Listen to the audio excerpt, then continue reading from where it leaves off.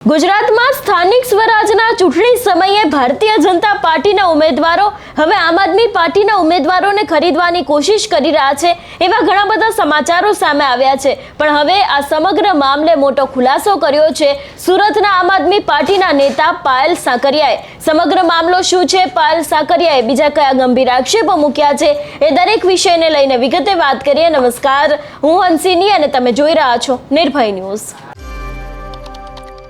છેલ્લા ઘણા સમયથી આપણે જોતા આવે છે કે કોંગ્રેસ અને જે આમ આદમી પાર્ટીના ઉમેદવારો છે એ લોકોને ડરાવી ધમકાવી પૈસાની લાલચ આપીને ભારતીય જનતા પાર્ટીના નેતાઓ તેમના ફોર્મ પાછા ખેંચાય એ માટે થઈને પૂરતી તેમને લોકોને મજબૂર કરી રહ્યા છે। એવામાં હવે સુરતના પાયલ સાકરિયા પણ મેદાને આવ્યા છે। સ્થાનિક સ્વરાજની ચૂંટણીનો માહોલ ગરમાયો છે ત્યારે સુરતના વોર્ડ નંબર 16ના આમ આદમી પાર્ટીના ઉમેદવાર અને પૂર્વ કોર્પોરેટર પાયલ સાકરિયાએ સત્તાધારી પક્ષ એટલે કે ભાજપ ઉપર આકરા પ્રહાર કર્યા છે। ભાજપ દ્વારા ડર અને ધમકીની રાજનીતિ કરવામાં આવી રહી હોવાનો આક્ષેપ કરવામાં આવ્યો છે।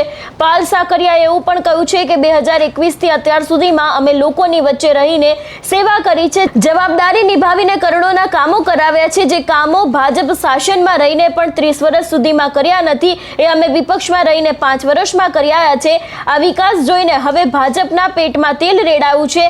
આજે 2026 એટલે કે 5 વર્ષ પૂર્ણ થયા બાદ ફરી સ્થાનિક સ્વરાજની ચૂંટણી આવી રહી છે। આ ચૂંટણીમાં વોર્ડ નંબર 16 માંથી મેં ઉમેદવારી કરી છે। લોકોનો ખૂબ જ સાથ અને સહકાર મળી રહ્યો છે, પણ ભારતીય જનતા પાર્ટીના ગમતું નથી।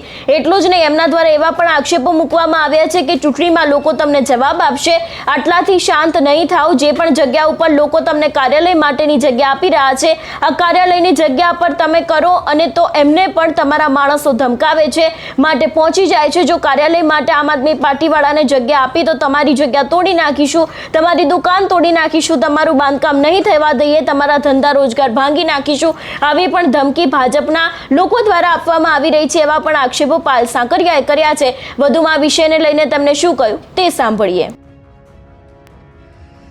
નમસ્કાર, હું પાયલ સાકરિયા, આપ સૌને મારા જય શ્રી કૃષ્ણ। 2021માં આપ સૌએ ખૂબ સાથ સહકાર આપ્યો અને ખૂબ આશીર્વાદથી અમને જીતાડ્યા અને સુરત મહાનગરપાલિકામાં વિપક્ષ તરીકેની જવાબદારી સોંપી।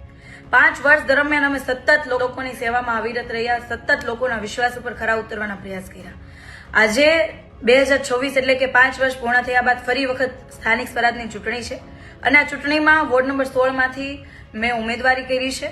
લોકોનો ખૂબ સાથ સહકાર મળી રહ્યો છે, પરંતુ ભાજપના પેટમાં તેલ રેડાય છે કે જે પ્રમાણે અમારા કામ વિસ્તારની અંદર બોલે છે કે 380 કરોડના કામ અમે 5 વર્ષ દરમિયાન કરાવી શક્યા છીએ, જે કામ 30 વર્ષની સત્તામાં પણ એમના માણસો કે એમના નેતાઓ નથી કરાવી શક્યા, એ કામ અમે વિપક્ષમાં રહીને કરાવી શક્યા છીએ। જેનો પેટમાં દુખાવો માનનીય મંત્રીજીને થઈ રહ્યો છે, જેના કારણે અમારા આમ આદમી પાર્ટીના કાર્યકર્તાઓના એન કેન પ્રકારે એમને લલચાવવા માટે એમના માણસોને મોકલી રહ્યા છે કે ભાજપમાં આવી જાઓ, ભાજપમાં આવી જાઓ। આટલાથી શાંતિ નથી થતી, પણ જે જગ્યાઓ પર લોકો અમને કાર્યાલય માટેની જગ્યા આપી રહ્યા છે કે આ કાર્યાલય આ જગ્યા પર તમે કરો, તો એમને પણ એમના માણસો ધમકાવવા માટે પહોંચી જશે કે જો કાર્યાલય માટે આમ આદમી પાર્ટી વાળાને જગ્યા આપી તો તમારી જગ્યા તોડી નાખશું, તમારી દુકાન તોડી નાખશું, તમારું બાંધકામ નહીં થવા દઈએ, તમારા ધંધા રોજગાર ભાંગી નાખશું। તો તમે આ જે ગુંડાગર્દી, જે લોકશાહીની જે હત્યા કરી રહ્યા છો, ગુંડાગર્દી કરી રહ્યા છો, લોકોને ધમકાવી રહ્યા છો, તો એમનાથી સાહેબ તમને મત નહીં મળે। અમે લોકોની વચ્ચે સતત રહ્યા છે, લોકોના આશીર્વાદ અમને સતત મળતા રહ્યા છે અને આવનારી ચૂંટણીમાં એ તમામ લોકો તમને જવાબ આપશે, તમારી ગુંડાગર્દીને જવાબ આપશે, તમારી આ તાનાશાહીને જવાબ આપશે। અમે ખૂબ ગર્વ સાથે કહીએ છીએ કે અમે જ્યારે 2021માં લોકોની વચ્ચે આવ્યા, સંકલ્પ લીધો હતો કે અમે રાજનીતિ બદલવા માટે આવ્યા છીએ, સિસ્ટમ બદલવા માટે આવ્યા છીએ। આજે આપણો દેશ, ભારત દેશ યુવાઓનો દેશ છે ને, આજે ઘણા કેવા મોટી સંખ્યામાં યુવાનો આમ આદમી પાર્ટી સાથે જોડાઈ રહ્યા છે અને પરિવર્તનની રાજનીતિમાં જ્યારે અમે આગળ વધ્યા છીએ ત્યારે છેલ્લે 5 વર્ષની અંદર અમે કામની રાજનીતિ કરીશું। અમે કીધું હતું, આજે ભાજપના કાર્યકર્તાઓએ, ભાજપના મોટા મોટા મંત્રી નેતાઓએ વિસ્તારની અંદર ફરવું પડે છે કે વરાછામાં અમે આ કામ કરાવ્યા, વરાછાની અંદર આ શાળા બનાવી, વરાછાની અંદર આ હોસ્પિટલ બનાવી, એટલા માટે કેવું પડે છે કેમ કે વરાછાની અંદર આમ આદમી પાર્ટીના કોર્પોરેટરો હતા। ગુજરાતની અંદર અલગ ઘણી બધી મહાનગરપાલિકાઓ છે, કેમ કોઈ જગ્યાઓ પર શાળાઓ બાબતે વાત નથી થતી, કેમ કોઈ જગ્યાઓ પર હોસ્પિટલો બાબતે વાત નથી થતી, કેમ કોઈ જગ્યાઓ પર રોડ રસ્તા બાબતે વાત નથી થતી। ખૂબ ગર્વ સાથે એટલા માટે કહું છું કે લોકોએ જ્યારે વરાછાના લોકો, કતારગામના લોકોએ અમને જે સપોર્ટ અને અમારા ઉપર જે વિશ્વાસ મૂકીને આશીર્વાદ આપ્યા હતા, 5 વર્ષમાં અમે તમામ કામો ઉપર અમે સફળ નીવડ્યા છીએ. આજે વરાછાની અંદર તમામ રોડ રસ્તા સારા છે, હોસ્પિટલની સારી સુવિધાઓ અમે કરાવી શક્યા છીએ. શિક્ષણ માટે લાખો કરોડો રૂપિયાની અમે ગ્રાન્ટ આપીને સારામાં સારી શાળાઓ અમે ડેવલપ કરી શક્યા છીએ. ત્યારે આ મંત્રીઓને પોતે કોર્પોરેશનની ચૂંટણીમાં ઇન્ટરફિયર કરવું પડે છે ને કહેવું પડે છે કે આમ આદમી પાર્ટી વાળાને કાર્યાલય નહીં આપતા. આમ આદમી પાર્ટીમાં જે ઉમેદવારી કરી રહ્યા છે એમને ફોર્મ પાછું ખેંચવા માટેના તમામ પ્રયાસો કરી રહ્યા છે. એમના માણસો આવી રહ્યા છે, આગળ પાછળ દોડી રહ્યા છે કે ભાઈ તમે ફોર્મ પાછું ખેંચી લો. અને કાર્યકર્તાઓને કહી રહ્યા છે કે તમારી ટીમ સાથે ભાજપમાં જોડાઈ જાઓ, અમે આ કરીશું તે કરીશું. તમે ભાવ બોલો, પૈસા બોલો. શું તમે પૈસાથી ચૂંટણી લડવા આવ્યા છો? 30 વર્ષથી તમને લોકોએ મત આપ્યા છે તો કામ કરીને બતાવો ને, તો તમારા પૈસા બાંટવાની જરૂર ના પડત ને ખરીદવાની જરૂર ના પડત. હું એટલું જ કહેવા માંગુ છું કે તમારું પૈસાનું ઘમંડ, તમારું સત્તાનું ઘમંડ વોર્ડ નંબર 16 લોકો તોડીને બતાવશે. આ વખતે કામની રાજનીતિ 2021માં કામની રાજનીતિ ઉપર વિશ્વાસ મૂકીને લોકોએ વોટ આપ્યો હતો અને 5 વર્ષ અમે જે કામગીરી કરી છે એ લોકો જોઈને અમને વોટ આપવાના છે.